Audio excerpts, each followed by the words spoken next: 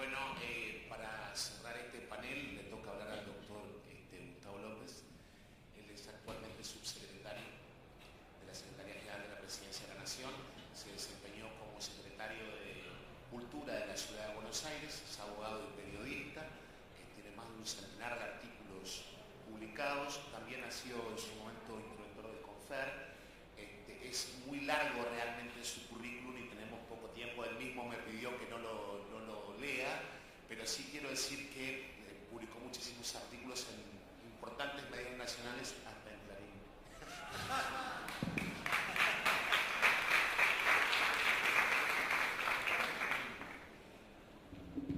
Resisto un archivo, todavía. Bueno, muy buenas noches, agradezco la paciencia de todos ustedes. Realmente fue magnífico compartir. Primero agradezco al Congreso, a las autoridades, a la Secretaría de Cultura esta posibilidad, esta oportunidad, y además de haber compartido el panel con expertos en derechos humanos como Carlos, como es el moderador también y como es el juez Baltasar Garzón. Yo voy a hablar desde la política, y voy a tratar de caracterizar desde mi punto de vista cómo fue este periodo de 30 años de democracia y preguntarme y preguntarnos por qué Jorge Rafael Videla, dictador, murió en cárcel común y juzgado por tribunales ordinarios. ¿Qué pasó? ¿Cómo fue?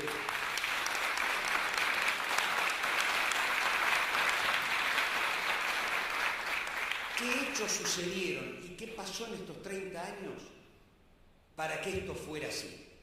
Coincido con Carlos, el protagonismo de este periodo histórico son los organismos de derechos humanos. Sin los organismos de derechos humanos, sin el acompañamiento del sector mayoritario de la sociedad y sin dos momentos claves desde mi punto de vista en la política argentina, esto no hubiera sucedido.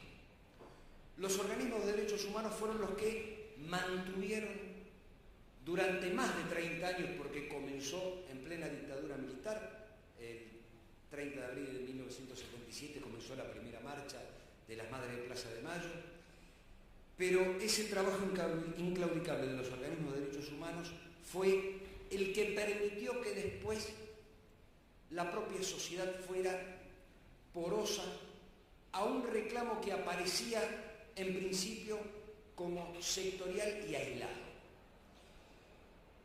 Y esto fue fundamental.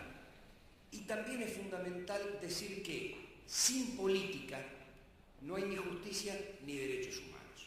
La política define hacia dónde va el sistema judicial y la política define hacia dónde va la protección o no de los derechos humanos.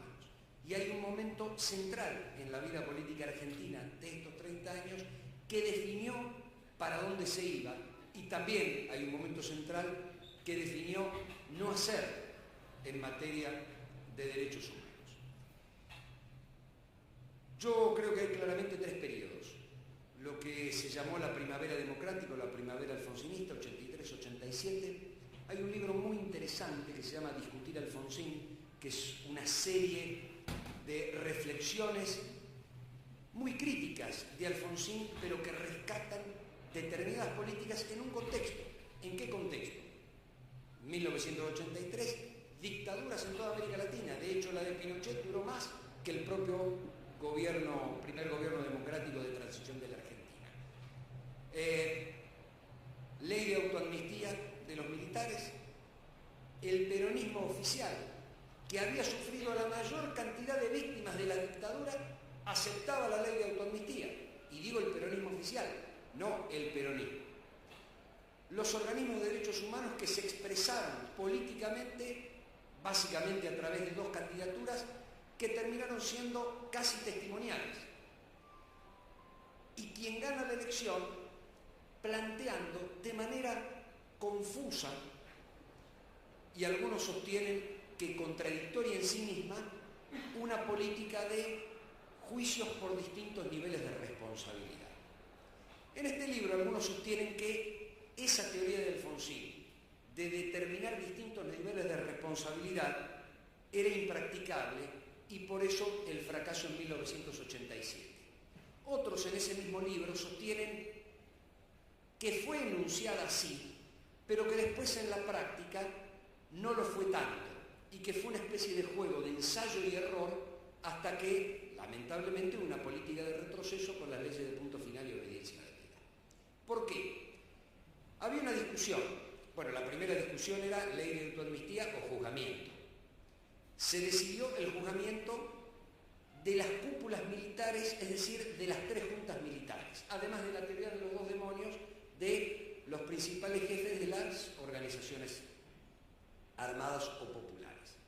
Ahora bien, este enunciado, cuando se lleva a la práctica, abre algo que teóricamente no estaba previsto. La segunda discusión era comisión parlamentaria o comisión de expertos, la CONADEP. Fue un gran debate que yo creo que recién se saldó 25 años más tarde. Uno de los que criticó la existencia de la CONADEP y que estaba en favor del debate parlamentario era el CELS, o por lo menos Horacio Berbisky, que 25 años después dijo: esto fue más práctico que lo otro, que hubiera sido una condena política, pero no se hubiera podido recoger el testimonio de casi 10.000 personas que sirvieron de base para conocer el horror y el plan sistemático. Entonces, el gobierno de Alfonsín, que pretende juzgar solo a las cúpulas, a partir del informe de la CONADEP termina generando una demanda en la sociedad que él no puede satisfacer, porque su política iba solo a juzgar a las cúpulas. Y se genera, bueno, un reclamo por los derechos humanos que sale de los organismos y pasa a la sociedad en su conjunto. Fíjense que cuando comienza la transición democrática en 1983, el principal organismo de derechos humanos en peso político era la Asamblea Permanente. La Asamblea Permanente por los Derechos Humanos, hecha por políticos, que cuando fracasa esa política en el 87, se traspasa a los familiares.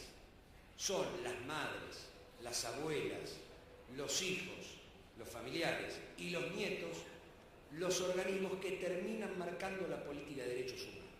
Ahora, en esto, que aparece como confuso, hay 3 elementos fundamentales: la creación de la CONADEP, el informe del Nunca Más y el juicio de las juntas. Sin eso no se hubieran podido reabrir los juicios en el año 2003, porque es ese quiebre.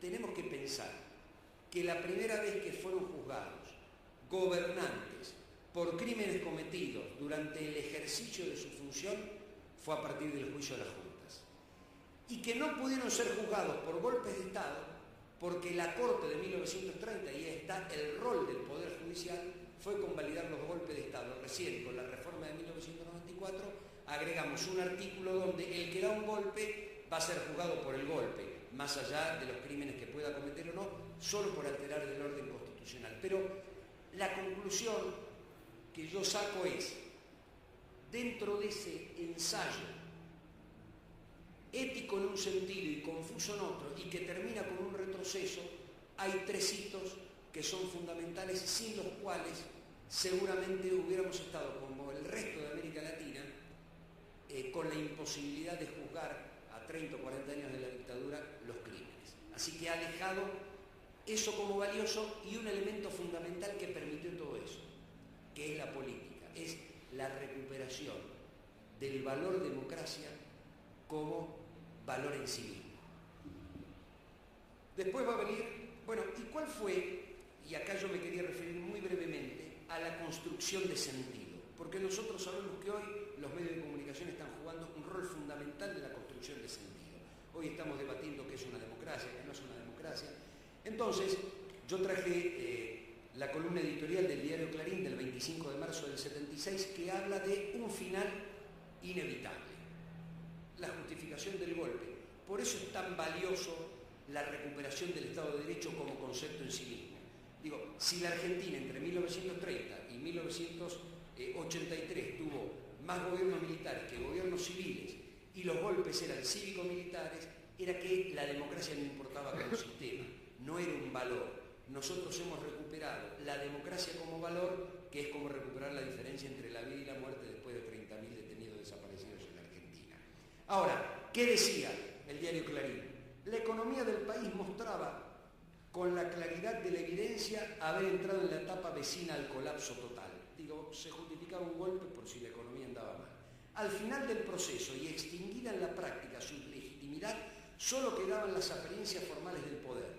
Ayer mismo, pocas horas antes de que se dispusiera su relevo, ¿sí?, como si fuera, miren, telegrama de despido, ahora, ¿sí?, subrayábamos desde esta misma página esa circunstancia verificable por todos en cuanto a los efectos prácticos de su función institucional. Dijimos, el gobierno ha cesado. Ellos. Se abre ahora, y esto es lo más cruel, una nueva etapa con renacidas esperanzas. Claro,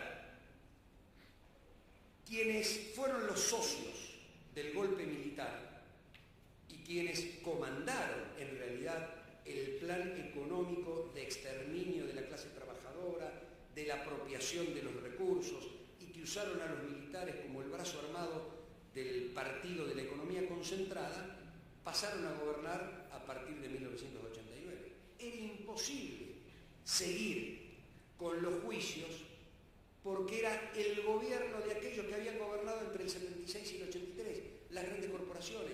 La única disputa que hubo en la década neoliberal, que no termina en el 99, sino que se prolonga a la crisis 2001-2003, lo único que se discutía era entre acreedores externos y acreedores internos. ¿Quién se quedaba con los recursos del Estado?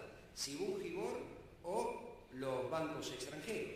¿Quiénes son los que finalmente se quedaron con la tenencia de los papeles de la deuda a 0,15 o a 0,20 y después entraron en las privatizadas con 1 a 1, con ese valor, y se quedaron con el manejo de las partes rentables del Estado? Es decir, terminaron el trabajo que habían empezado el 24 de marzo de 1976 y entonces la conclusión iba a ser los indultos. ¿Qué dice el diario La Nación cuando se establecen los indultos? Fíjense de qué estamos hablando. Carlos, que trabajó en los crímenes de lesa humanidad, en los juicios, que fue testigo del horror ajeno a partir de los testimonios. La Nación dice: con la recuperación de la democracia como forma de gobierno y la vigencia de los derechos constitucionales en toda su plenitud a partir de diciembre de 1983, no habla de derechos humanos, habla de derechos constitucionales, llegó también un momento difícil. Fue el juicio seguido en sede militar primero y ante el Poder Judicial después de quienes tuvieran a su cargo la dura tarea de la lucha contra el terrorismo y consiguieron ganar para bien del país una guerra declarada de fronteras adentro bajo formas atípicas y que desencadenó respuestas también atípicas. Ya habían sido condenados por crímenes y sin embargo el diario no reconoce la condena por crímenes y habla de la lucha contra el terrorismo de manera atípica. Ya habían sido condenados, por eso los estaban indultando. La justicia dijo su palabra, abriendo a su vez una nueva polémica cuyos ecos no se han acallado todavía. ¿Cómo que la justicia abrió la polémica? La justicia condenó por crímenes de lesa humanidad. Y dice, de una sola cosa es imposible dudar. Hay una diferencia sensible entre quienes iniciaron la guerra y quienes la afrontaron, aún con errores y métodos que pueden merecer diferentes apreciaciones éticas. Matar, secuestrar, torturar, apropiarse de un niño, criarlo como propio después de haber matado a sus padres, bueno, merece una discusión ética para el diario La Nación. Entonces, ¿por qué traigo esto? Porque nosotros peleamos la construcción de sentido. Entonces, en el neoliberalismo ya no se hablaba de injusticia, se hablaba de ineficiencia. Eduardo Galeano tiene dicho que la pobreza era hija de la injusticia. Si había un pobre era injusto. En los 90, si había un pobre era por ineficiencia del pobre, que era un vago que no quería trabajar. No había responsabilidad social, no nos hacemos cargo de nada, no se habla más de injusticia en la Argentina y es esta persona la que provoca su propia exclusión de la sociedad. Me acuerdo que se decía, no queremos proletarios, queremos propietarios, decía una diputada cuyas iniciales eran Adelina D'Alessio de Viola, que decía eso. Queremos propietarios, como si la simple voluntad de un desocupado y un excluido le alcanzara a la mañana tomando mate en su casa y digo, hoy a la mañana, querida, voy a ser propietario. Bueno, esta cosa del neoliberalismo que Galeno la calificó de un viaje con más náufragos que navegantes, son más los que quedaron que los que llegaron, nos había impuesto, nos había ganado esta batalla. Digo, el diario La Nación, después de las condenas, seguía hablando de otra cosa. Clarín había celebrado el fin de un gobierno para apropiarse del Estado y ahora volvían al ataque. ¿Por qué menciono todo esto? Porque en este momento estamos debatiendo eso. Si el gobierno avasalla el Poder Judicial, si esto es una dictadura, si hay democracia. Con la recuperación de la soberanía popular como mecanismo de gobierno, así lo califico al gobierno de Néstor Kirchner, porque nosotros pasamos de una democracia boba y formal, donde la gente votaba, pero gobernaba el Fondo Monetario Internacional, a recuperar la esencia del sistema democrático de Rousseau para acá, que es la soberanía popular. El pueblo vota, pero no como mecanismo, valga la redundancia, mecánico, no. El pueblo vota porque ejerce la soberanía y la representación del pueblo es el gobierno, que gobierna en su nombre y su representación. Recuperada la soberanía popular a partir del 2003, sucede lo que tenía que suceder. Uno diría de manera hasta impensable, porque el neoliberalismo nos había ahogado, parecía que no había salida ética. Este era el gran problema, no había salida ética. Ya todo estaba clausurado. Y vino alguien con voluntad política, con convicciones, pero además con esta recuperación de la soberanía popular, y acompañó el reclamo de los organismos de derechos humanos. Vos decías, hizo suya la política de los organismos de derechos humanos y desbloqueó a través del Congreso, derogando el punto final la obediencia debida y la Corte los indultos. Y a partir de allí hay una política de Estado. El Ministerio Público Fiscal tiene una política de Estado. Hay una Fiscalía Especial para Derechos Humanos. La Secretaría de Derechos Humanos tuvo una política de Estado. Y es el Estado el gran impulsor del juzgamiento por el terrorismo de Estado. Entonces, esa semilla que fracasó porque fue frustrante con la obediencia y el punto final, con una política de Estado deliberada y de respeto a los derechos humanos, tuvo sus frutos 20 años más tarde. Y me parece fundamental hoy no solo seguir aplicando una política de Estado, sino dar el debate en el terreno de la construcción simbólica. ¿Por qué? Hoy discutimos si esto es o no una democracia. Yo digo, la gente vota, hay división de poderes, periodicidad de los cargos públicos. Uno de los directores del diario La Nación, Bartolomé Mitre, chosno debe ser por la cantidad de mitres que hubo, dijo que estábamos viviendo la dictadura de los votos. Traté de buscarlo en todos los libros de derecho que estudié en mi vida. Dictadura de los votos. Se nos quiere hacer creer que el gobierno de la mayoría es inconstitucional porque pretenden el gobierno de la minoría y desconocer a la mayoría. Digo, cuando se vota en el Congreso, impuso su mayoría. Se la dio el pueblo. Nadie impone. Pero esa terminología le hace creer a la gente que estamos imponiendo. No estamos imponiendo. O en todo caso, la democracia no es el pueblo el que decide hacia dónde quiere ir, vota a los diputados y a los senadores que por suerte trabajan por el proyecto que la gente votó. Sin embargo, había seguridad jurídica cuando un cafetero se había sentado en una banca, votó la privatización del gas y la justicia no desconoció esa ley. O cuando senadores cobraron una presunta coima y 6 senadores y un expresidente que están siendo juzgados por la justicia ordinaria por sospechado de haber cobrado una coima para sancionar una ley que dejaba sin derecho a los trabajadores. Eso era seguridad jurídica. Esto es dictadura. Entonces, yo ¿cuál es la discusión? ¿Guerra o terrorismo de Estado? ¿Soberanía popular o gobierno de las corporaciones? ¿Democratización de la justicia o presión sobre la justicia? Acá en el fondo estamos hablando de quién gobierna. Ángela Urondo, la hija de Paco, escribió esto, voy a leer una parte de su poema, y que tiene que ver con la resignificación de los sentidos y la apropiación simbólica.